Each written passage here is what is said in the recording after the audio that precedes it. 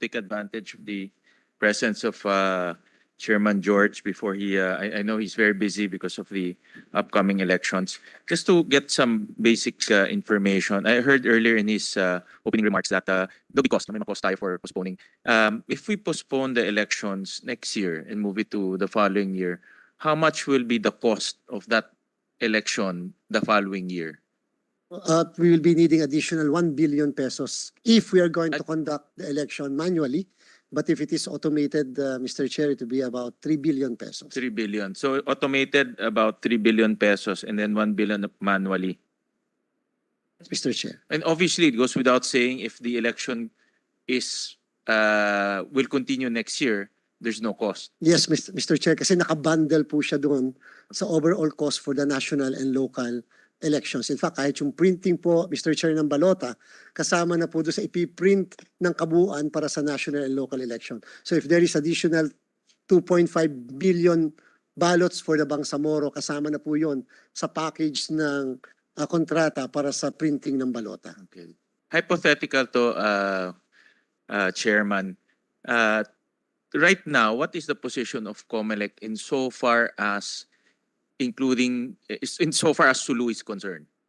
As far as we are concerned, we excluded Sulu already because the decision of the Supreme Court said that it is immediately executory, Mr. Chair. And that's why we issued the necessary order. We, in fact, already included Sulu in Region 9, Mr. Chair, for purposes of administrative and operational reason. And wala na po siya sa Bangsamoro. At the same time, Mr. Chair, yung mga rules namin concerning the accreditation of political parties, certificates of nomination, pati po yung mga officers, dapat yung officers ng mga regional political parties walang taga-Sulu.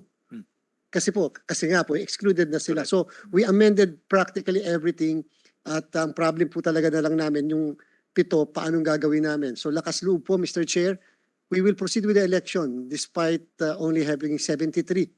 So in other words, in the ballot of Sulu, prior to the Supreme Court ruling, they will have 7 members of parliament, diba? Pangyayari po, Mr. They will Chair, elect 7. dalawang balota po. So sa dalawang balota na yun, una muna yung national and local senators hanggang councilor ng isang bayan ng Sulu. And then the other ballot na ando naman po, Mr. Chair, yung listahan ng mga kandidato sa parliamentary district. For example, in parliamentary district 1 of Sulu, may 10 kandidato. Nakalista po yung pangalan ng 10 because we will have to shade. Dalawang ballot yung sa farm will have 2 ballots. Yes Okay. po, Mr. Chair. And then, doon naman po sa political parties, nakalist naman yung 10, halimbawa, na political parties na pagpipilian. Isa lang po ang pipiliin. So ngayon po, technically, mawawala na po yung isang balota na yon para sa Sulu. So isa na lang po ang balotang bibigay sa kanila, yung national and local election ballot. Wala na po yung para sa parliamentary election. So in your preparation right now, wala na yung isang ballot for Sulu. Yes, Mr. Chair. Wala na po. Assuming lang, hypothetical lang to, the Supreme Court will reverse itself prior to, let's say, the printing of ballots. I heard kanina December is the printing of ballots. Mag-reverse. So therefore, you have to print the other ballots for Sulu. Supposedly, yes, Mr. Chair, pero may mga iba pong implications pa because we will have to require the submission by the regional political parties of the new set of members to include members coming from Sulu and to include perhaps even officers to include coming from Sulu. Kasi nga po, tinanggal natin ang Sulu and therefore kinakailangan maipasok muli sila sa sistema sa lahat-lahat, hindi lang po sa COMELEC, kung hindi dun sa kanila. So there is a very delicate and complicated process just to exclude Sulu and to include again Sulu to bring it back. Kaya po, kung 73 kami ngayon, tapos biglang sinabi nila, hindi, 80 talaga.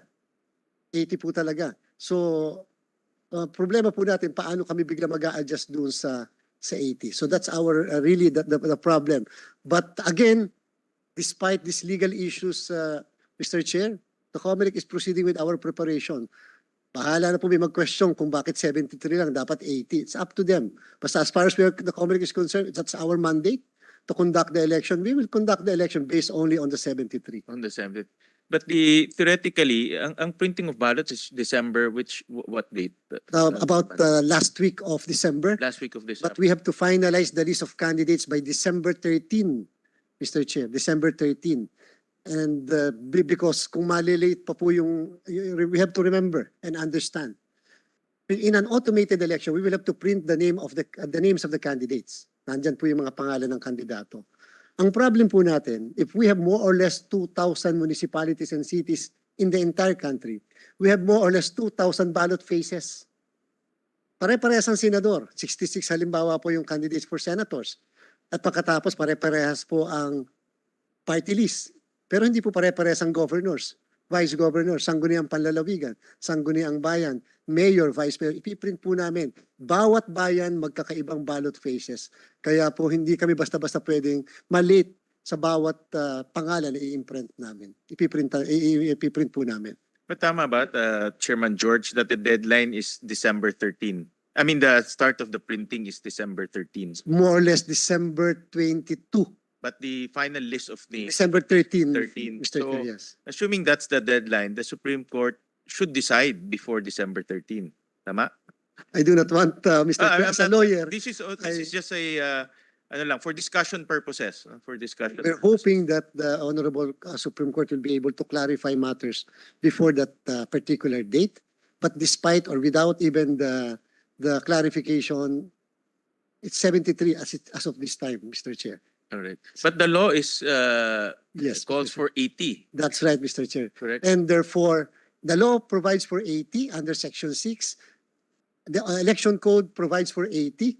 The implementing rules and regulation provides for 80. Now we are conducting the election based on 73, Mr. Chair. Okay, so that's where the legal dilemma is. Yeah, as far as the Comelec is concerned, Mr. Chair, Okay. yes. All right.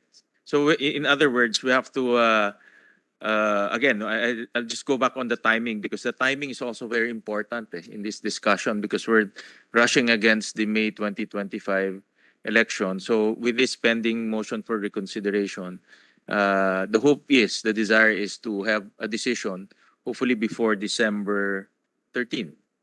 Yes, Mr. Chair, and of course, if I may add, Mr. Chair, yung pong issue din po sa Special Geographic Area, meron po silang 63 barangays originally from North Cotabato na nagsabing they wanted to be a part of the Bangsamoro na hindi po sila nakaboto ng 2022 for congressman and governor kasi po wala silang province, wala rin po silang legislative district.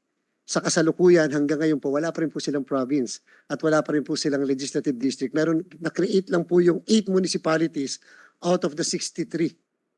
So they will not vote for governor and they will not vote for legislative district, Mr. Chair. This coming. Yes. But they're part of BARM. They are part But of they BARM. don't know which province are they part Wala of. pa po. So because kailangan po, Mr. Chair, ng act of Congress because only Congress can create a province. But can they pursue voting for their barangays right now, di ba? Municipalities na po sila, Mr. Chair. Can they pursue voting for their mayors in the absence Mr. of a governor? Yes, Mr. Chair. Boboto po sila for mayor at boboto rin po sila ng isang representante sa parlamento kasi po yung SGA na tinatawag ay merong isa na representante sa parliament. But in other words, they will not be disenfranchised insofar as voting is concerned. It's just wala lang silang probinsya. They will be disenfranchised for purposes of voting for the governor and for the purpose of voting for Congressman. the other positions in the province and of course for congressman. But for senator, they Makakaboto can po vote sila. for Senator Bato. Yes, definitely. Yun ang importante, di ba? Thank you, Mr. Chairman. Salamat po, Mr. Chair. Thank you, Comelec Chair George. Maraming salamat. No? Hindi para ganun kasimple. Medyo complicated.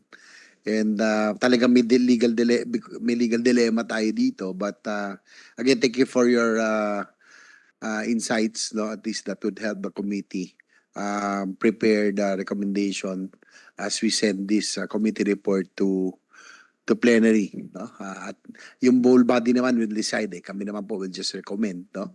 We are hearing both sides, no? Talagang sabi nga kanina, we're very optimistic when we pass the BOL, no? Kaya lang talagang that's democracy, iba-ibang ano natin.